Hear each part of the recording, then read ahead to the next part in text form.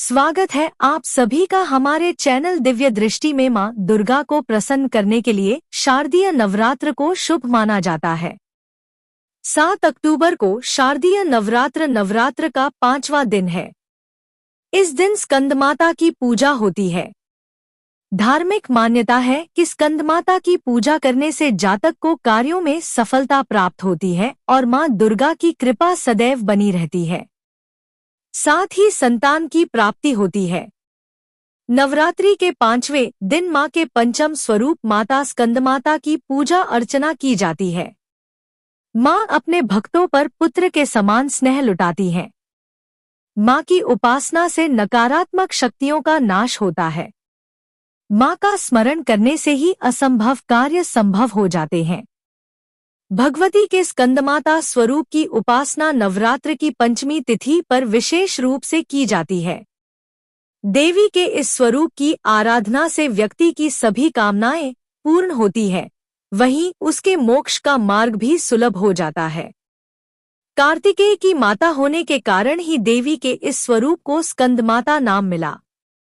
काशी खंड, देवी पुराण और स्कंद पुराण में देवी का विराट वर्णन है। मां की उपासना से परम शांति और सुख का अनुभव होता है। मां स्कंदमाता स्कंद कुमार भगवान कार्तिकेय की मां है।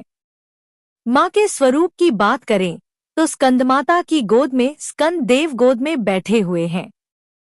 मां स्कंदमाता कमल के आसन पर विराजमान है, इस वजह से इन्हें पद्मासना देवी भी कहा जाता है। मां स्कंदमाता को गौरी, माहेश्वरी, पार्वती एवं उमा नाम से भी जाना जाता है।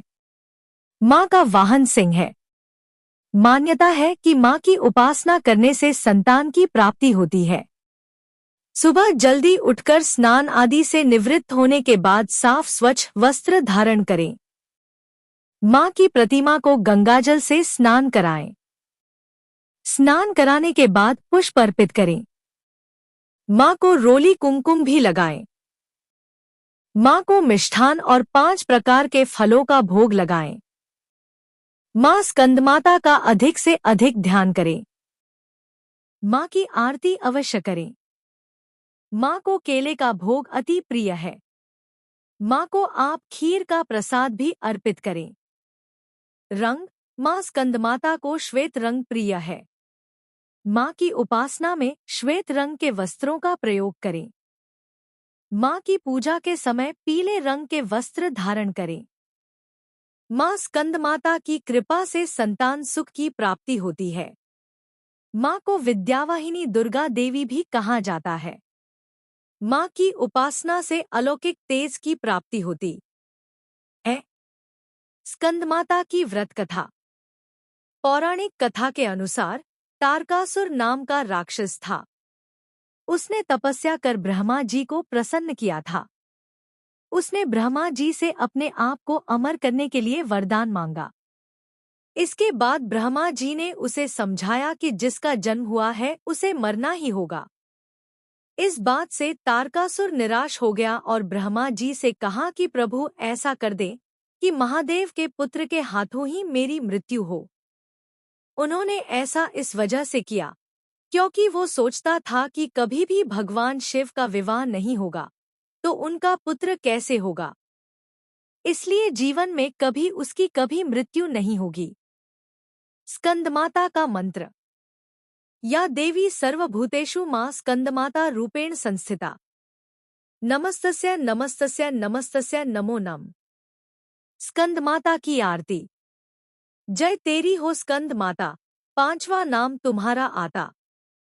सबके मन की जानन हारी, जग जननी सबकी महतारी। तेरी ज्योत जलाता रहूं मैं, हरदम तुम्हें ध्याता रहूं मैं। कई नामों से तुझे पुकारा, मुझे एक है तेरा सहारा। कहीं पहाड़ों पर है डेरा, कई शहरों में तेरा बसेरा।